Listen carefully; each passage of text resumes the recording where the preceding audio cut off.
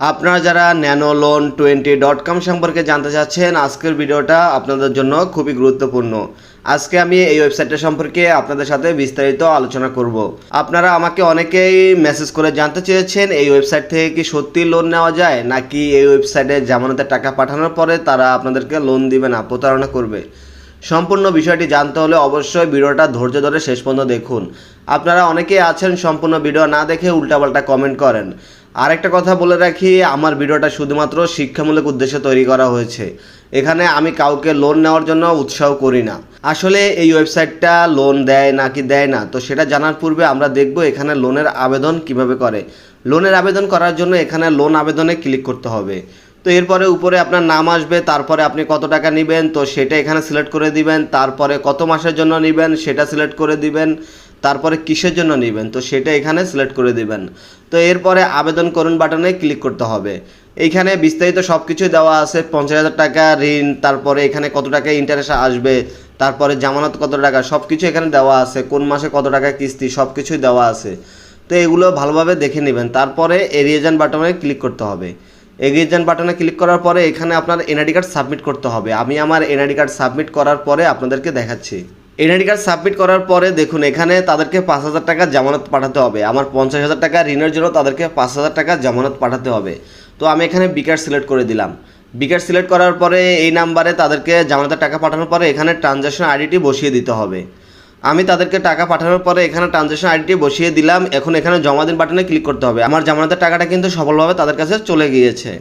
তো এখন যদি আবার লোনে ক্লিক করি তো দেখুন আমার এই লোনটা কিন্তু পেন্ডিং আছে। তারা যখন আমার এই লোনটা অ্যাপ্রুভ করবে তখন কিন্তু আমার এই মেইন ব্যালেন্সে টাকাটা অ্যাড হয়ে যাবে, এখানে অ্যাড হয়ে যাবে। তো এরপরে এখান থেকে আমি ক্যাশ আউট করতে পারবো, বিকাশ, নগদ বা রকেটে ক্যাশ আউট করতে পারবো। এখন কথা হচ্ছে তাদেরকে জামানতের টাকা পাঠানোর পরে তারা কি সত্যি লোন দিবে নাকি প্রতারণা করবে। আসলে এই ওয়েবসাইটটা হচ্ছে সম্পূর্ণ ভুয়ো একটি ওয়েবসাইট। এরা এক পয়সাও লোন দেয় না, এরা শুধু মানুষের টাকা এরকম প্রতারণা করে হাতিয়ে নিচ্ছে, মানুষের সাথে মানুষকে প্রতারিত করছে।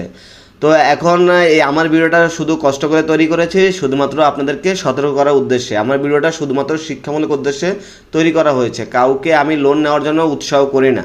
এই ওয়েবসাইটটা সম্পূর্ণ ভুয়ো একটি ওয়েবসাইট। এখানে আপনি যতই জামানতের টাকা পাঠান আর যতই ডকুমেন্ট শেয়ার করেন আপনি এখান থেকে এক পয়সাও লোন পাবেন না। এটা সম্পূর্ণ প্রতারক চক্রের মাধ্যমে এই ওয়েবসাইটটা নিয়ন্ত্রিত হয়। তো এরা কিন্তু এক পয়সাও লোন দেয় না। আমার ভিডিওটা দেখে অবশ্যই সতর্ক হয়ে যাবেন। আর আপনাদেরকে বিশেষ করে বলবো, আপনারা এই ধরনের ওয়েবসাইটে কেউ আপনাদের এনআইডি কার্ড সাবমিট করবেন না, আপনাদের পার্সোনাল কোনো ডকুমেন্ট তাদের কাছে শেয়ার করবেন না। তাহলে কিন্তু আপনাকে আপনার এনআইডি কার্ডের তথ্য নিয়ে ব্ল্যাকমেল করার চেষ্টা করতে পারে, আপনাকে হয়রানি করার চেষ্টা করবে। তো সেজন্য বলবো অবশ্যই আপনারা আমার ভিডিওটা দেখে সতর্ক থাকবেন। কেউ এই ধরনের ওয়েবসাইটে এক পয়সাও লোন পাবেন না, এরা সম্পূর্ণ প্রতারক। এরা আপনাকে এক পয়সাও লোন দিবে না। অবশ্যই আমার ভিডিওটা দেখে আপনারা সতর্ক হয়ে যাবেন। আর আপনাদেরকে একটা কথা বলে রাখি, এই ধরনের ওয়েবসাইটে আপনারা লোন তো পাবেনই না, আপনাদের যারা এই ওয়েবসাইটে জামানতের টাকা পাঠিয়েছেন তারা এই টাকাটা আর ফেরত পাবেন না। তো সেজন্য বলবো আপনাদের যদি একান্তই ঋণের প্রয়োজন হয় তাহলে আপনাদের নিকটস্থ যে এনজিওগুলো আছে যারা ক্ষুদ্র ঋণ প্রদান করে তো তাদের কাছে সরাসরি গিয়ে সেখানে জামানত লাগুক আর আপনাদের এনআইডি কার্ডের তথ্য লাগুক, যাই লাগুক, সেখানে সরাসরি গিয়ে আপনারা লোন নেওয়ার চেষ্টা করবেন। এই ধরনের অনলাইন থেকে লোন নেবেন না, তাহলে কিন্তু অবশ্যই প্রতারণার শিকার হবেন। আমার ভিডিওটা শুধুমাত্র আপনাদেরকে সতর্ক করার জন্যই তৈরি করা হয়েছে। তো ভিডিওটি ভালো লাগলে অবশ্যই ভিডিওতে একটি লাইক দিয়ে আমার সাথে থাকবেন। ধন্যবাদ সবাইকে, সবার জন্য রইল শুভকামনা। সবাই ভালো এবং সুস্থ থাকবেন। আল্লাহ হাফেজ।